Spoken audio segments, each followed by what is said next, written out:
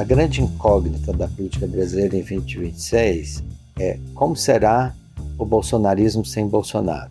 A gente não sabe, né, mas essa é uma incógnita. O presidente, até antes da operação, escreveu uma carta nomeando o seu filho, o Flávio Bolsonaro, como seu sucessor político, né? Mas a gente sabe que esse trabalho do Bolsonaro juntar militares, mercado financeiro, conservadorismo do interior do Brasil, né, diferentes lideranças, diferentes partidos à direita, é quase uma ação única, né? Ou seja, é muito provável que o Bolsonaro não tenha sucessor. Condenado pelo STF preso, Jair Bolsonaro vai ser capaz de emplacar um sucessor? E a direita vai conseguir ter um candidato competitivo nas eleições desse ano? E depois do ataque dos Estados Unidos à Venezuela e a captura de Nicolás Maduro, o que esperar de uma possível interferência do governo Trump no processo eleitoral brasileiro? A gente está de volta e no primeiro episódio de 2026 do Ilustríssima Conversa, o cientista político Leonardo Avritzer traça alguns cenários para a política brasileira nos próximos meses. Para ele, que é professor aposentado da UFMG e professor visitante da UERJ, a defesa da democracia nunca teve mais força na história do país, mas o nosso regime democrático continua em disputa, como sempre esteve nos últimos 100 anos. Esse é o fio condutor de O Golpe Bateu na Trave, o livro mais recente do Leonardo. No trabalho, ele discute por que as ações do Bolsonaro nos últimos meses do seu mandato devem ser entendidas como parte de uma tentativa de golpe de Estado e aponta por que a ruptura democrática não aconteceu, destacando o papel da oposição, dos militares e do STF. Na nossa conversa, a gente também falou sobre os valores antidemocráticos arraigados em uma grande parte da sociedade brasileira que explodiram no 8 de janeiro.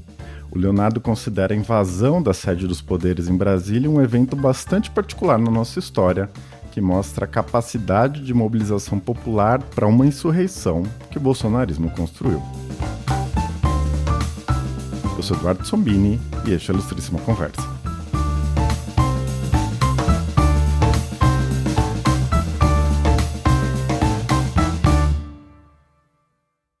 Leonardo, seja muito bem-vindo ao Ilustríssima Conversa, é um prazer ter você aqui. Bom, o seu livro discute questões muito prementes, né, da conjuntura política brasileira, a gente vai falar sobre elas, né, mas eu queria começar pelo argumento mais amplo que você desenvolve, né, a ideia de que não houve uma construção democrática sólida no Brasil ao longo da história e que a nossa democracia sempre esteve sob disputa. Para tratar disso, você parte das ideias de ordem e desordem, né? Uma interpretação que vem desde o Sérgio Buarque de Holanda. Eu queria que você explicasse melhor, né, como você costura isso na sua análise, tanto da história quanto dos rumos atuais da construção democrática do Brasil. Então, Eduardo, para mim é um prazer estar aqui, agradeço o convite. Eu tentei escrever um livro onde eu coloco junto duas questões, uma de longo prazo e uma de curto prazo. A questão de longo prazo o Brasil é um país de construção democrática tardia, né? Eu diria que mesmo assim a ideia da democracia como ideia forte no Brasil é dos anos 20, do começo dos anos 30, onde ali a partir da Semana de Arte Moderna, do início do governo Vargas, dos primeiros debates nos anos 30, surge então essa ideia de uma formação da nacionalidade, que o Sérgio Buarque de Holanda trata muito bem em Raiz do Brasil. E ali o Sérgio Buarque de Holanda, ele usa dois termos muito interessantes para tentar pensar a questão brasileira, né? Um país criado numa mistura de raças, de cultura, muito específica, né? Que foi vista de forma muito negativa no final do século XIX, mesmo por importantes autores brasileiros, e nessa inversão, né, onde, na verdade, a mistura brasileira, a miscigenação, a cultura, ao invés de serem elementos negativos, se tornam elementos positivos, Sérgio Buarque de Holanda Então ele lança esse mote: organizar a bagunça, ou produzir a ordem a partir da desordem. E é um pouco esse mote que eu pego no livro, ou seja, classes populares excluídas ao longo do processo de modernização, mas também uma inclusão muito precária a partir da industrialização, e a ideia é como pegar, né, como transformar essa concatenação muito improvável de atores, ideias e uma geografia também, né, desfavorável, e transformar isso, vamos dizer, nos elementos de um caldo de cultura democrática. Esse é o desafio brasileiro que eu tento seguir de 22 ou de 30 até os dias de hoje.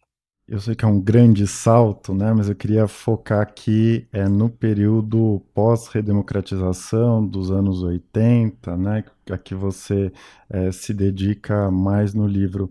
Você lembra lá, né, que houve muitos avanços na institucionalidade democrática, né, no sistema político, a criação de consenso sobre a necessidade de implementar políticas sociais mais incisivas, né, mas que apesar do fortalecimento de uma cultura democrática, existem bolsões autoritários imensos no Brasil, né, existiam naquela época, existem hoje ainda, que não perderam espaço, né? Eu queria que você apresentasse, né, como que você interpreta essa ideia, né, de que esses valores autoritários arraigados na sociedade brasileira evoluíram de uma forma específica e culminaram na eleição do Bolsonaro em 2018. Então, eu coloco, esse é um argumento que eu já havia colocado num livro anterior, O Pêndulo da Democracia no Brasil, e eu volto a esse argumento, que é assim: o Brasil tem alguns momentos de otimismo democrático, em geral depois das democratizações, né? Então, 45, 46, 47 foram momentos de forte otimismo democrático, e o período ali depois de 85, ele também foi assim, né? 85, a Constituição de 1988, a Constituição de 1988, ela produziu enormes avanços em termos de democratização. Pensar, por exemplo, que não existia o direito universal à saúde no Brasil. Pensar que a assistência social ela era baseada quase na ideia do Caritas, né? Quem quiser faça assistência social, mas enquanto direito não existia no Brasil. Mas também, né, no campo do próprio Poder Judiciário, a criação da Procuradoria-Geral da República com as características que ela tem hoje, tudo isso vem da Constituição de 1988. Então, ele é um momento democratizante importante, onde o Brasil, mais uma vez, olha para trás e fala: não queremos continuar a trajetória que tivemos até esse momento, e assim, a Constituição também ela é um projeto de país, né? Como algumas das constituições do mundo em desenvolvimento frequentemente são. E ali ela tentou fazer um projeto de inclusão social, fazer um projeto de democratização, fazer um projeto de participação, limitar o poder executivo e introduzir as instituições de accountability, né, tão importantes na democracia. Tudo isso vem da Constituição de 1988. Mas é importante perceber o seguinte: a transição brasileira foi, como todas as outras, né, antes dela, uma transição incompleta. Completa em diversos sentidos. Por exemplo, nós fizemos justiça de transição, coisa que a Argentina fez, o Chile um pouco depois da sua democratização também fez. Não conseguimos punir as violações de direitos humanos e sobraram bolsões autoritários importantes. E alguns desses bolsões continuaram em operação, né? Então, por exemplo, membros das forças de segurança se associaram ao crime organizado, e ali começam as milícias, ou pelo menos se expandem fortemente milícias no Rio de Janeiro, com bolsões enormes da população fora da ordem democrática, né? O próprio controle das Forças Armadas é um controle problemático, né? O artigo 142 da Constituição dá às Forças Armadas o direito de intervir na lei e na ordem, a chamado de um dos poderes, né? Também algo completamente atípico, desconhecido em diferentes tradições democráticas, né? E, ao mesmo tempo, nós temos esse conservadorismo brasileiro que a gente ainda não entende muito bem, né? Um conservadorismo moral, né? Que não influenciava muito o sistema político, mas a gente sabe que a partir da última década ele passou a influenciar e fortemente o sistema político. Muitas pessoas votam na direita hoje no Brasil porque elas se consideram conservadores do ponto de vista moral, né? A gente vai ver isso na eleição desse ano. Bom, muito já se escreveu, já se debateu sobre a ascensão do Bolsonaro, né? O que explica o sucesso eleitoral dele. Eu queria continuar um pouco nesse tópico, né? Como que você enxerga essa articulação de fatores que ele foi capaz de fazer, né? Porque, por um lado, tem um discurso, né, de conservadorismo moral, tem essas bases militaristas, né, que ele mobiliza. Isso que você desenvolve no livro também, né? Essa imagem de autenticidade, alguém anti-elite, anti-sistema. O que te parece mais importante para entender essa ascensão do Bolsonaro e a vitória dele em 2018? O Bolsonaro realiza uma revolução na direita e na política brasileira, porque o Brasil teve alguns momentos de direita, mas sempre foi difícil, pensando tanto a primeira democratização de 46 e 64 e a segunda, de 85 até hoje, sempre foi difícil para a direita ter viabilidade eleitoral. E ainda mais difícil para a direita era governar. Jânio Quadros ganha a eleição, mas não consegue governar, e acaba renunciando. Collor ganha a eleição, mas também tem enormes problemas para governar, e acaba impedido, né, em 1992. E essa é uma dificuldade que até o surgimento do bolsonarismo era estrutural da direita brasileira. Ela conseguia ganhar em algumas candidaturas anticorrupção, mas ela não conseguia se expressar bem no Congresso, não conseguia negociar bem a sua pauta e tinha pouca capacidade de governar. Bolsonaro ele muda essa equação.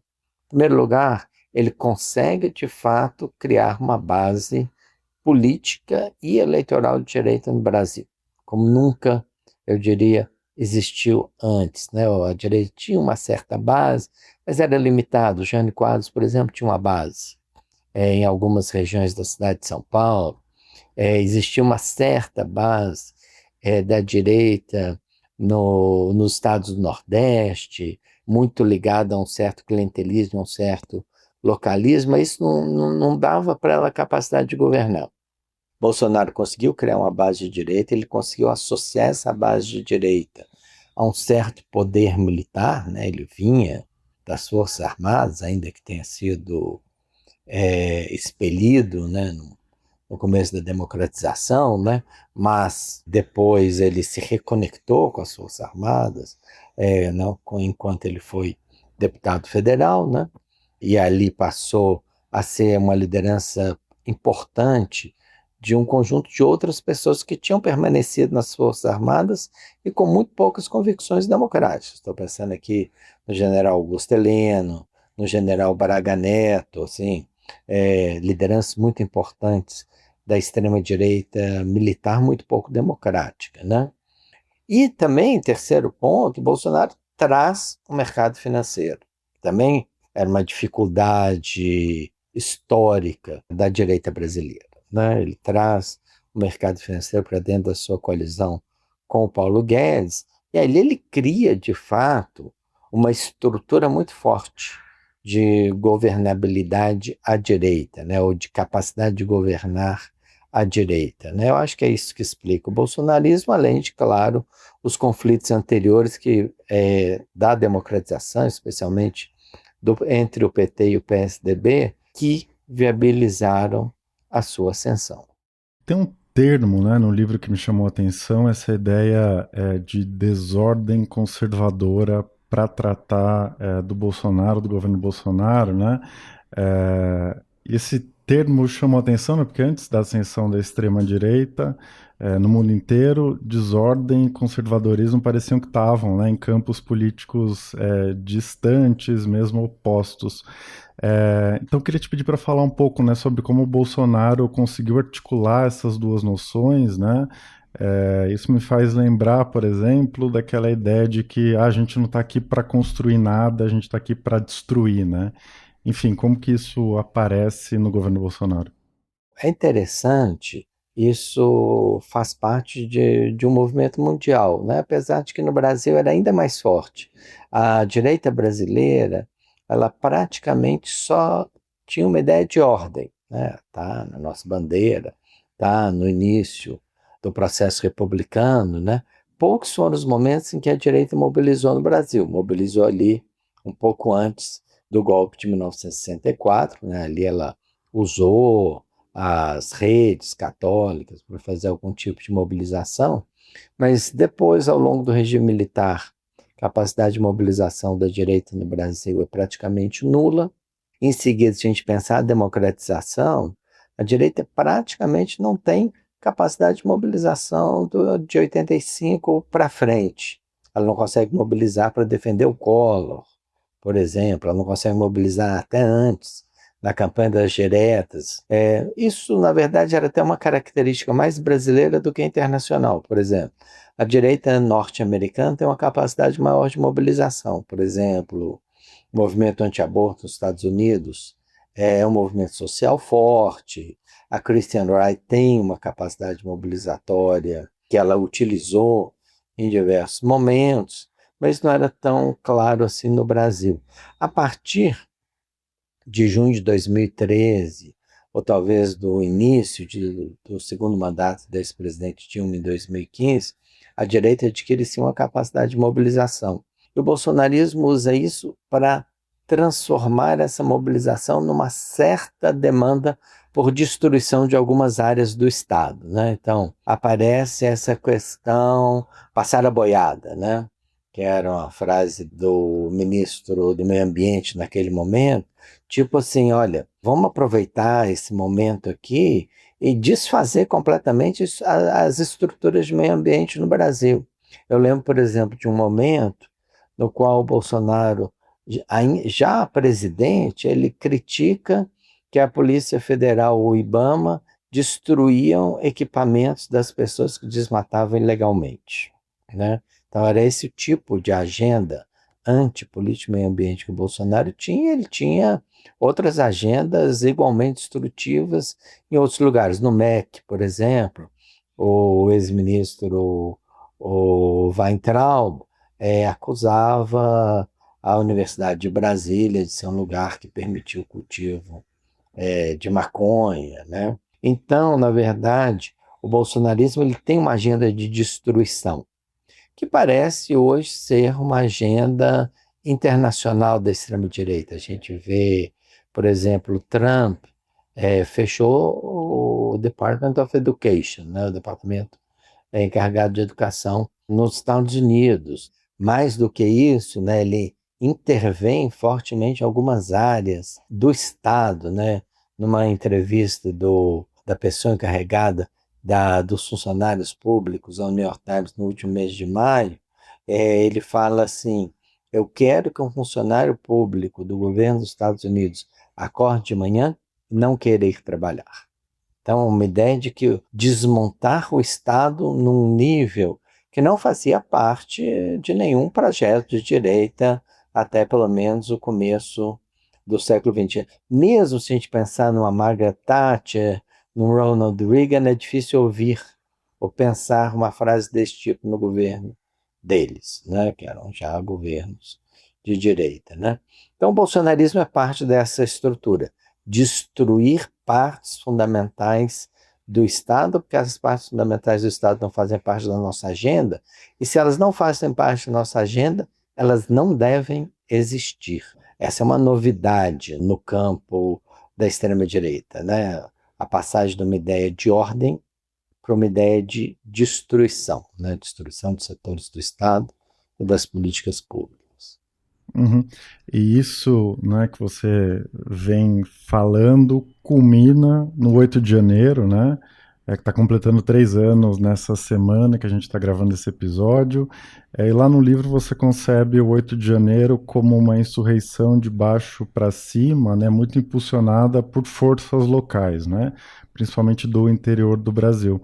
Então, queria te pedir para explicar, né, como que você interpreta o 8 de janeiro, no contexto daqueles acontecimentos, né, do fim do governo Bolsonaro e do começo do governo Lula. É, o 8 de janeiro, ele é um evento completamente específico, né, o singular na trajetória política brasileira. É exatamente por esse tipo de características. Grandes rebeliões de massa conservadoras não é alguma coisa muito comum no Brasil, pelo menos no Brasil republicano. Talvez algumas pessoas pudessem dizer, mas Canudos, talvez não tenha sido assim, mas se você pensar, não tem esse elemento anti-institucionalidade, anti-instituições democráticas, anti-instituições políticas, que foi tão importante no 8 de janeiro. E é interessante, né? Uma das coisas mais interessantes, pelo menos do ponto de vista assim, sociológico, do 8 de janeiro, é o papel do interior do Brasil. O Brasil tem, a princípio, um interior que era considerado conservador, ordeiro, um pouco a estabilidade política brasileira, ela estava muito ancorada no interior do Brasil. O bolsonarismo muda isso, e muda de formas bastante instrutivas. Por exemplo, já na pandemia, a gente começa a ver esse fenômeno, até na época a Folha de São Paulo fez um artigo interessante sobre o assunto, que é cidades pequenas, era possível pegar a incidência de mortes por 100 mil habitantes em pequenas cidades do Brasil e correlacioná-la com a porcentagem de votos no Jair Bolsonaro. Quanto mais bolsonarista uma cidade era, expressa aí por votos no Bolsonaro no segundo turno das eleições de 2018, mais ela teve mortes durante a pandemia, né? Existe uma correlação assim direta, né? Que mostra, na verdade, como o bolsonarismo entrou no interior do Brasil. Não é que o interior do Brasil fosse progressista, de esquerda, não, ele nunca foi isso, claro. Mas ele era conservador sem ter uma certa capacidade de mobilização. Quando a gente começa a ver o bolsonarismo, a gente começa a analisar o bolsonarismo. O Bolsonaro consegue mobilizar as pessoas. Ele mobiliza principalmente a partir da agenda moral. Quando a gente olha para o 8 de janeiro, a gente vê uma participação muito grande do interior no 8 de janeiro. Eu olhei só um dado, que eu não sei se eu cheguei a apresentar no livro, mas foi interessante. Se você correlacionar os condenados pelo 8 de janeiro com o tamanho de cidades no Brasil, tem uma proporção maior de condenados de pequenas e médias cidades. São mais representativos do que eles são na população, que provavelmente explica que eles tiveram mais participação no 8 de janeiro. Então, Bolsonaro conseguiu fazer isso. E, ao mesmo tempo, né, independente do resultado, aquelas pessoas ali, né, elas achavam que elas estavam destruindo as instituições políticas brasileiras. Claro que é uma visão ingênua. Ninguém destrói instituições políticas destruindo os prédios onde elas operam, mas elas tinham essa concepção de que elas estavam destruindo ali, que aquilo ali era uma maneira de retomar para a população, vamos dizer, mais humilde, mais autêntica, né? A gente fala muito de Bolsonaro, uma certa lógica da autenticidade, era retomar o Brasil para essas pessoas, destruindo a institucionalidade política. Então, nesse sentido, o 8 de janeiro é completamente diferente do nosso trajetória anterior, especialmente durante a democratização. Por quê? Porque ele foi, de fato, um movimento popular de baixo contra as instituições políticas e as instituições democráticas. Então, agora já não estamos mais falando na produção da ordem a partir da desordem, mas nós estamos falando de uma desordem anti-institucional que se manifesta politicamente, que está aí, que o Brasil vai ter que lidar com ela nos próximos anos. Leonardo, o título do livro é O Golpe Bateu na Trave, né?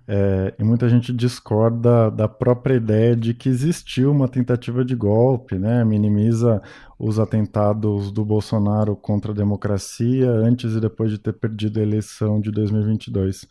Então, há quem diga, né, que o Bolsonaro era burro demais para arquitetar um golpe, que ele só discutiu cenários, que não existiam riscos, né, reais para a democracia brasileira, ou que não dá para pensar em golpe porque não houve de fato uma ruptura, né, já que o Lula assumiu como previsto.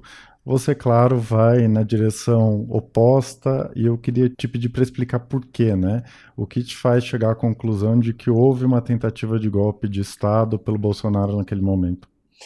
Bom, essa ideia de que não houve um golpe no Brasil é defendida principalmente pelo próprio Bolsonaro, né? O Bolsonaro, em algumas situações, ele falou: não, eu até pensei em dar um golpe, mas depois desisti. Então não posso simplesmente ser julgado, condenado e preso por uma ideia que eu tive que eu desisti dela, né?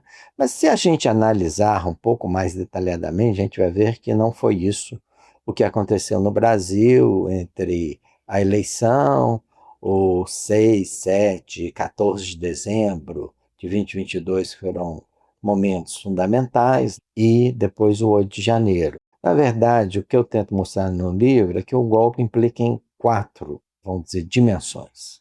O primeiro é defender a ideia de um golpe, o segundo é planejar a execução desse golpe, o terceiro é financiar o próprio golpe, né? E o quarto é tentar produzir um conjunto de elementos normativos pós-golpe, que seriam eles, então, os elementos da ruptura político-legal, que é isso que é o golpe. O golpe é uma ruptura da ordem político-legal. Se a gente olhar as ações do Bolsonaro envolvendo todos os quatro elementos, teve planejamento, né? Então, eu narro no capítulo 3 do livro os episódios do dia 6 e 7 de dezembro de 2022, onde o Coronel Cid e o general, que então era o segundo a pessoa da Secretaria-Geral da Presidência da República, general Mário Fernandes, os dois, né, se encontram no Palácio Planalto, eles imprimem um documento chamado Punhal Verde e Amarelo, e no Punhal Verde e Amarelo existem os principais elementos aí do golpe. Eles mostram esses elementos para o Bolsonaro, e o Bolsonaro fala, vamos adiante. Ele faz assim alguns comentários e fala, vamos adiante. No dia 7 de dezembro, ele apresenta essa ideia para os comandantes das principais forças, numa reunião também no Palácio Planalto. E é importante, o Procurador-Geral da República fala isso, está também na peça da Procuradoria-Geral da República, que é o seguinte: não é simplesmente eu tive uma ideia e apresentei aos meus subordinados. É o comandante, o presidente do Brasil, que é o comandante das três forças, apresenta a subordinados hierárquicos a ideia de um golpe de Estado. A ideia de negar o resultado eleitoral, intervir no Tribunal Superior Eleitoral e intervir no Supremo Tribunal Federal. Então, o golpe está em movimento nesse momento. Mas é mais do que isso. O golpe precisou de recursos. A gente vê isso também na própria peça da Procuradoria-Geral da República, né? Quem vai financiar? Como vai financiar? Fora o fato de uma ampla utilização de recursos públicos, né? As pessoas, os chamados kit pretos, são funcionários do Estado brasileiro, né? Como todos os membros das Forças Armadas se deslocaram para Brasília com ordens, inclusive, de seguir pessoas e até planejar o assassinato delas, né? Portanto, recursos públicos foram utilizados aí. E, por fim, né, a minuta do golpe, onde, então, de fato, existe uma ideia de uma ruptura da ordem político-legal. Então, não é simplesmente a ideia, eu tive uma ideia de desistir dela. Não. Essa ideia, ela foi muito longe e é possível ter elementos dizendo que o golpe esteve em curso no Brasil, ainda que não tenha se consumado. Uhum. E você tenta responder por que o golpe não se consumou, né? Por que que essa tentativa do Bolsonaro acabou não dando certo no fim das contas. É, e nesse capítulo, né, você destaca o papel dos militares, do STF e da oposição, principalmente, né? Queria te pedir para falar um pouco, né, sobre o papel e o peso de cada um desses atores nesse esforço para barrar a tentativa de golpe do Bolsonaro. Então, assim, algumas pessoas dizem, o golpe não existiu porque as instituições políticas brasileiras são fortes, e no momento que o Bolsonaro foi pressionado pelo Centrão, especialmente depois da eleição do Arthur Lira para a presidência da Câmara, o Bolsonaro desradicalizou o governo dele. Esse é um argumento de alguns cientistas políticos no Brasil, né? Eu tenho um argumento bastante diferente. Primeiro, eu acho que mesmo se a gente encontrar alguns elementos de desradicalização do bolsonarismo, né, as pessoas falam a substituição do Weintraub no MEC, ou a saída do Ricardo Salles do Ministério do Meio Ambiente, de fato são elementos de desradicalização. A gente deve pensar que o bolsonarismo não é apenas os elementos civis. Nós temos uma radicalização pelo lado militar e pelo lado do ataque ao STF a partir de setembro de 21, de 2021, que é muito importante, né? Ali Bolsonaro ataca o ministro Alexandre de Moraes e ele fala o seguinte: não irei mais cumprir as suas ordens. Depois, em julho de 22, ele faz a famosa reunião com os embaixadores, né?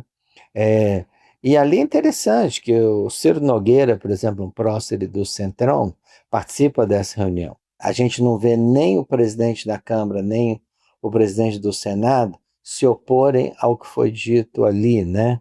Verdade, 9 dias depois, o Arthur Lira faz um comunicado genérico em que ele diz que confia nas urnas eletrônicas. Então, nós temos uma enorme radicalização antidemocrática ocorrendo ao mesmo tempo que o Bolsonaro, vamos dizer, faz movimentos na direção do Centrão. E essa radicalização antidemocrática é ela que então vai conduzir ao não reconhecimento do resultado eleitoral, à ação do PL no Tribunal Superior Eleitoral pedindo a impugnação de uma parte das urnas do segundo turno das eleições e depois a minuta do golpe e a submissão da minuta do golpe ao comandante das forças, né? Então, tudo isso são elementos de radicalização do bolsonarismo. Eu discuto o seguinte: quem o conteve, né? E assim, a ideia de que apenas o Centrão seria capaz de garantir a democracia brasileira me parece uma ideia bastante limitada, se não equivocada. E aqui, evidentemente, eu trato do papel da oposição e do STF. Em relação à oposição, a primeira coisa que você tem que dizer é o seguinte: o bolsonarismo foi derrotado eleitoralmente. Eu volto a um cientista político norte-americano muito importante na segunda metade do século XX, que tem um artigo sobre o papel da oposição, e ele fala duas ou três coisas muito importantes sobre a oposição. Ele diz: o primeiro papel da oposição é existir. Quando não existe oposição, não existe democracia. O segundo papel da oposição é ser capaz de apresentar ao país, quando existe um governo, vamos dizer, não democrático, uma proposta diferente. Mas a terceira é ser capaz de mostrar para a opinião pública que ela tem viabilidade, que ela tem capacidade de governar a partir de uma concepção diferente. Aqui é muito importante essa aliança entre o PT, né, e setores do PSDB, né, especialmente o atual vice, o Geraldo Alckmin, mas todo um grupo ligado a ele. Por quê? Porque ali sinalizou-se para a opinião pública brasileira que as forças democráticas do passado, que brigaram muito entre si, como a gente sabe, estavam unidas porque achavam que a democracia brasileira estava em risco. Também é importante a gente pensar alguns elementos da ação do STF, né? Porque o bolsonarismo poderia ter prevalecido Se, por exemplo, a Polícia Rodoviária Federal tivesse levado até o final a sua operação de impedir a votação em alguns estados da região Nordeste, né? Até pela própria natureza desse tipo de operação do Poder Executivo, quem é capaz de conter é o Supremo Tribunal Federal, como ele também foi capaz de tomar ações decisivas no dia 8 de janeiro, inclusive afastando o governador do Distrito Federal. Então, o que eu digo é o seguinte: múltiplos atores jogaram papéis fundamentais na manutenção da democracia brasileira, e é um equívoco atribuir tudo isso ao Centrão e ao papel do Legislativo, aí a relação do Legislativo de desradicalização do ex-presidente Jair Bolsonaro. Leonardo, no capítulo 4 você se volta, né, para o panorama internacional, e é engraçado, né, porque tanta coisa aconteceu no Brasil e no mundo nos últimos tempos, que a história da Lei Magnitsky, né, as tarifas contra o Brasil, a campanha do Eduardo Bolsonaro nos Estados Unidos, tudo isso parece que aconteceu há muitas décadas, né, mas o livro lembra a gente que isso é muito recente e faz parte de uma estratégia do governo Trump, né, que pode trazer grandes consequências para a democracia brasileira. Eu queria te pedir para falar sobre um dos aspectos dessa conjuntura que você chama a atenção, né? Essa ofensiva dos Estados Unidos a partir da ideia de liberdade de expressão irrestrita, né? E de que limites a ela, né, como as impostas pelo STF às Big Techs, violariam os direitos das empresas americanas. Que tipo de desdobramento dessa ação dos Estados Unidos você enxerga para os rumos da democracia brasileira? Tá, não, essa é uma questão importante, né? Porque, né, evidentemente que assim, os países têm tradições constitucionais diferentes e a ideia de que a primeira emenda, que garante a liberdade de expressão, é um dos fundamentos da democracia norte-americana, é uma ideia muito importante, né?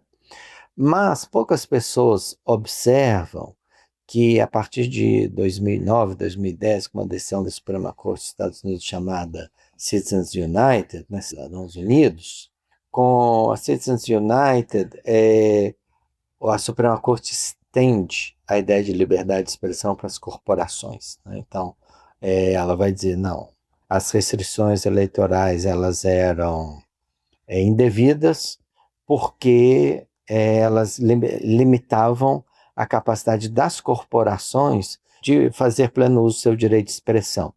Com a chamada economia das plataformas, as grandes plataformas internacionais, essa ideia se fortaleceu ainda mais. Então, assim, quando o Trump, o Departamento de Estado, né, fez diversos twitters contra o Alexandre de Moraes, todos eles falam o seguinte: existe uma violação dos direitos humanos, né? Eles, inclusive, falam isso, das liberdades democráticas, né, dos americanos. Por americanos, entenda-se aqui grandes empresas internacionais, especialmente aquelas ligadas às plataformas de comunicação, né? Então, os Estados Unidos pressiona por aí. É interessante que agora a gente está vendo que não é só, né? Por exemplo, na Venezuela, né?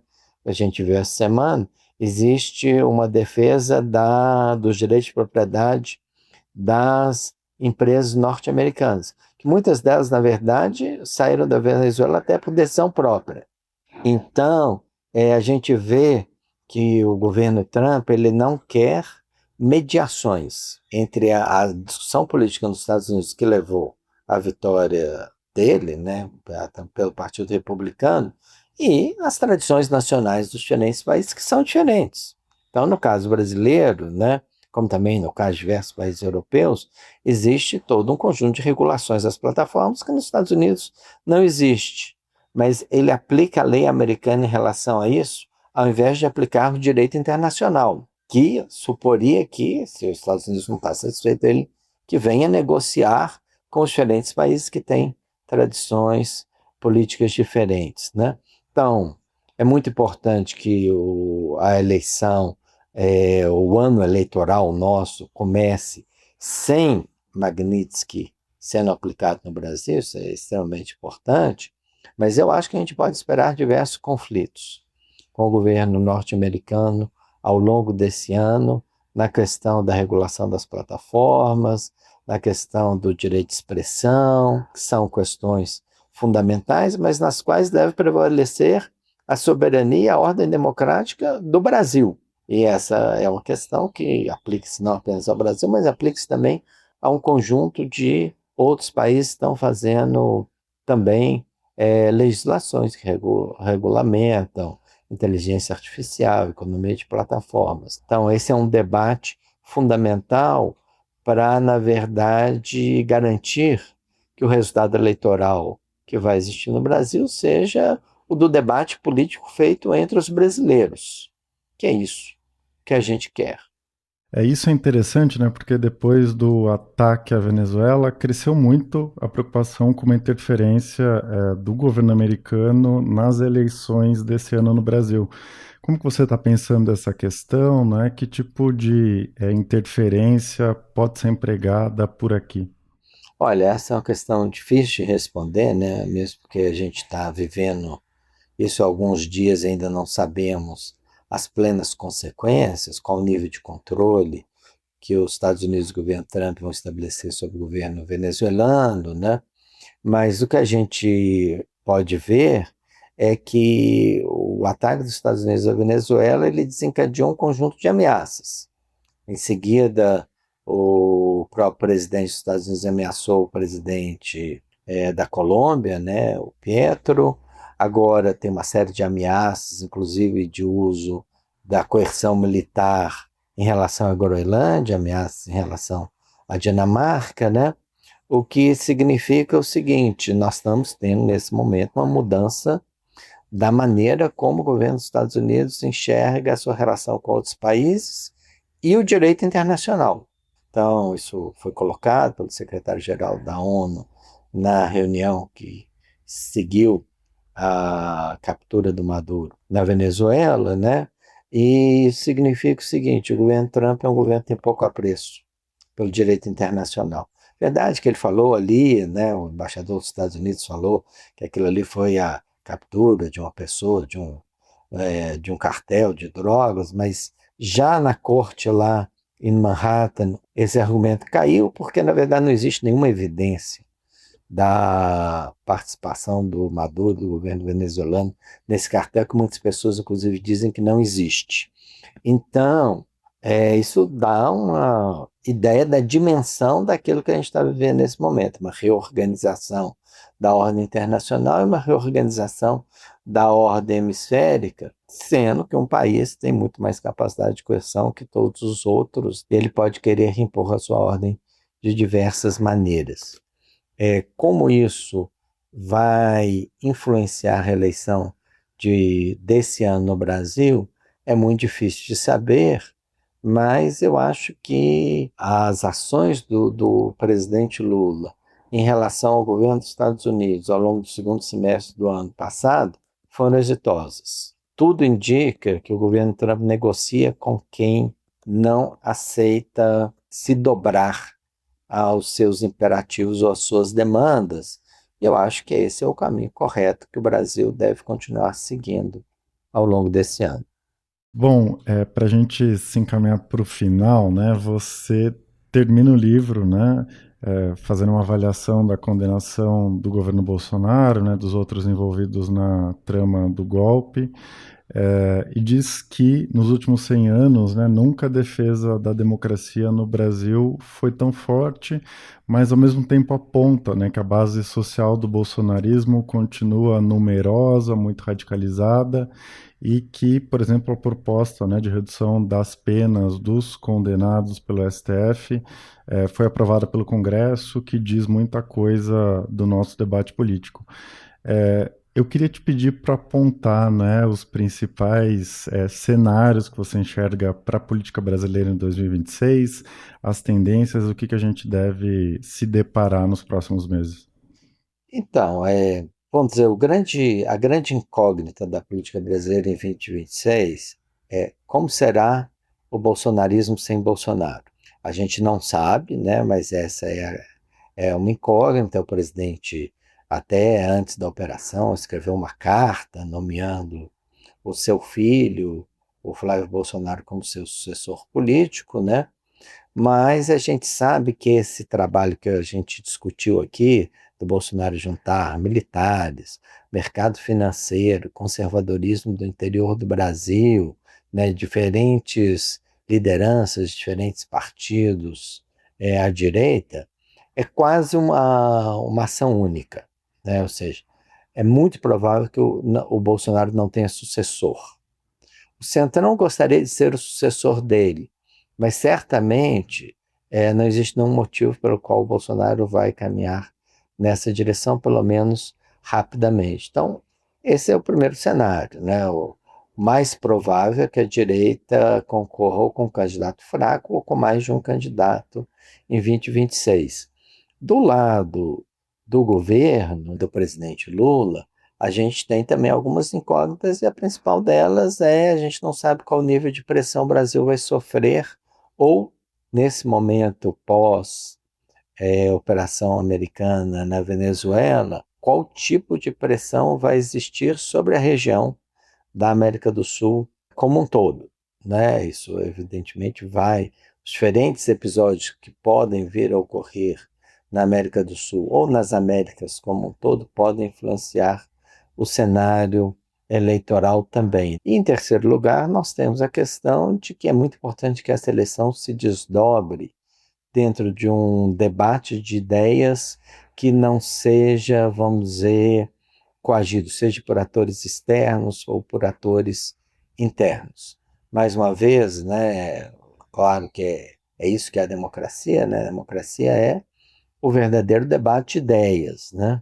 E é isso que a gente quer que ocorra em 2026, né? Claro que o Poder Judiciário, especialmente o Tribunal Superior Eleitoral, está aí para isso, mas existe uma certa incerteza sobre como esse debate vai transcorrer, né? Então, eu diria que essas são as principais preocupações ou questões que a gente deve ter em vista para 2026. Perfeito. Leonardo, eu queria te fazer uma última pergunta, né? Porque você aponta no finalzinho do livro que a reconstrução da democracia no Brasil depende do fortalecimento do executivo, né? Que nos últimos tempos foi muito debilitado com o avanço do Congresso sobre o orçamento, por meio das emendas, né? E também de um certo comedimento do STF, né? Que, nas suas palavras, deveria voltar a operar em um panorama mais claro de divisão de poderes. Como você enxerga as possibilidades concretas, né, dessas mudanças acontecerem? Você é tão pessimista quanto outros cientistas políticos, né, que não veem muita chance desses aspectos serem corrigidos nos próximos anos? Olha, eu acho assim, nós tivemos um momento de disputa democrática, ou de disputa em relação à ordem democrática no Brasil, que ainda não chegou ao final. O STF teve um papel fundamental nisso, e para ter esse papel fundamental, ele frequentemente, vamos dizer, extrapolou um pouco as suas prerrogativas, pensando aí em decisões do TSE, de retirada de perfis, por exemplo, de fake news, né, sem direito de defesa, uma série de questões que, ao mesmo que não são típicas, mas que também ajudaram a que a eleição transcorresse num debate desse não fosse influenciado por fake news ou por uma distorção radical de informações. A gente sabe que o Brasil tem um Supremo Tribunal Federal muito forte, mas é isso também que o diferencia, por exemplo, de um outro país como os Estados Unidos, que não conseguiu punir o 6 de janeiro de 2021, ao passo que nós conseguimos punir aqui o 8 de janeiro, né? Então, se o STF ele é muito forte, e ele tem usado essa força que ele tem no sentido da defesa da democracia. Mas em algum momento, né, esse é o meu argumento, nós vamos precisar voltar a um sistema de divisão de poderes mais clássico, que é o que a democracia, na verdade, requer, né? E o problema é qual vai ser esse momento, né? Não sabemos. Então, eu não sou nem otimista, vou te responder bem mineiramente, não sou nem otimista e nem pessimista. Eu acho que existem motivos para otimismo e pessimismo, né? Assim, um Supremo Tribunal forte que use essa força para defender a democracia é importante, mas ele vai ter que se conter em outras questões, e esse é um dos problemas que certamente estará colocado aí para quem ganhar as eleições desse ano. Perfeito. Então, para recapitular, o Leonardo Avritzer é autor de O Golpe Bateu na Trave, Democracia, Ordem e Desordem no Brasil, publicado pela Autêntica. Leonardo, foi um prazer conversar com você. Muito obrigado pela sua participação aqui. Obrigado, eu que agradeço, Eduardo. Este foi o Ilustríssima Conversa. Eu sou Eduardo Somini e a edição de som foi feita pelo Rafael Kunkli. Se você tiver algum comentário, crítica ou sugestão, é só me escrever. Pode ser pelas redes sociais ou pelo meu e-mail eduardo.somini@grupofolha.com.br. A gente se vê daqui a 2 semanas. Até lá.